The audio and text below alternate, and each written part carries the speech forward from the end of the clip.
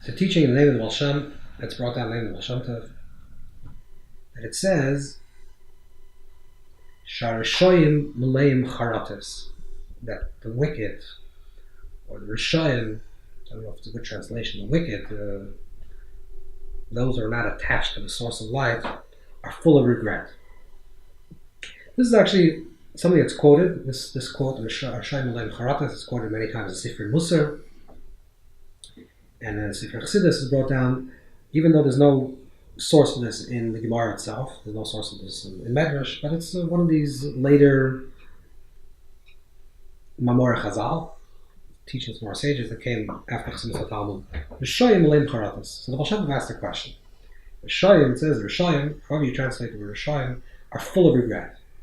It says if the Rishoyim are full of regret, the Gemara says that Amakalish is Isha, Amanasha Mitzali Gomer, the Gemara says that if someone betroths a woman, says, a man comes to a woman and says, I want you to marry me, and they're dating, everything's working out, and says, you should know, I'm a tzaddik, I'm a very righteous person, tzaddik gomer.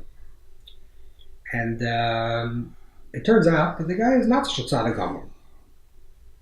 And she finds out that, no, he's not actually a really tzaddik gomer, he's not a complete tzaddik. What's the law?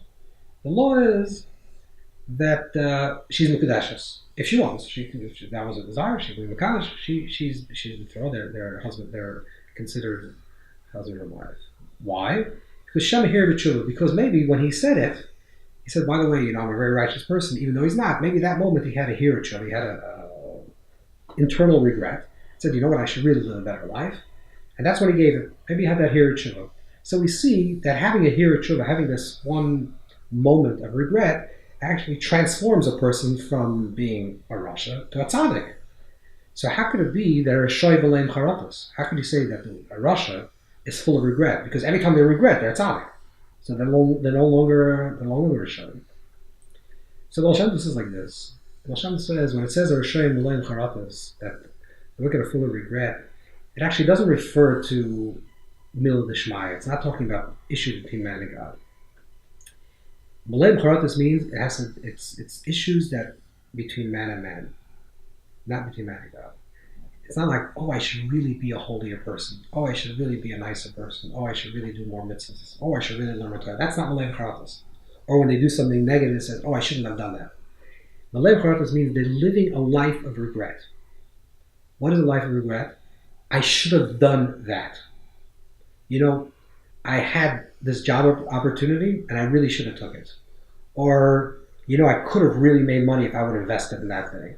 Or, I should have really spoken to that person when I had a chance to. This is what a person that B'leim Charatos. What it means, that Rishoy B'leim Charatos means a person that always says, I could have done it different, or I should have done it different. Or imagine if it would have been done differently. A person that lives this way is a person that lives with no faith.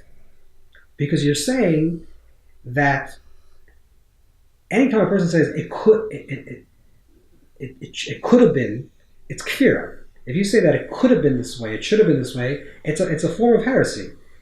Everything that happened in our past is exactly meant to be. If this is what happened, it's exactly what it meant to be. But if you keep on saying, shucks, I should have really done it this way. I had an opportunity, but I missed an opportunity. You're actually missing life.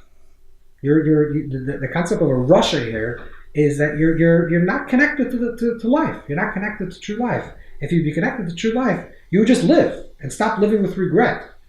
The reason why my life is so lousy today is because, something, I could have done this, but I didn't. So do it now. And the reason why this didn't work out, because, yesterday, so now you have the opportunity to change it or to do something, to do it. And if you don't have the opportunity to change it, so why are you regretting it? It's over. It's finished. So its issue is what we could control, what we can't control. Well, we can't control our past. We couldn't control our present. So why should we regret anything? Anything you're regretting from the past is already past, and you have zero control over it.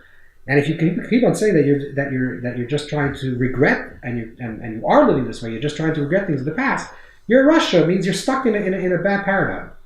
Not that you're a bad person. You're stuck in a bad place.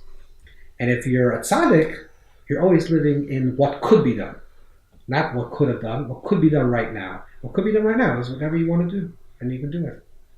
And this is what it says, We're not talking about that Rishayim, we're not talking about Rishayim, wicked people, and we're not talking that they're regretting doing Averis, doing sins. We're talking about whether a bad person, a person that's living bad in a negative way, is filled with regret, full of, oh, I should have done it, oh, I could have done it, oh, I lost that opportunity.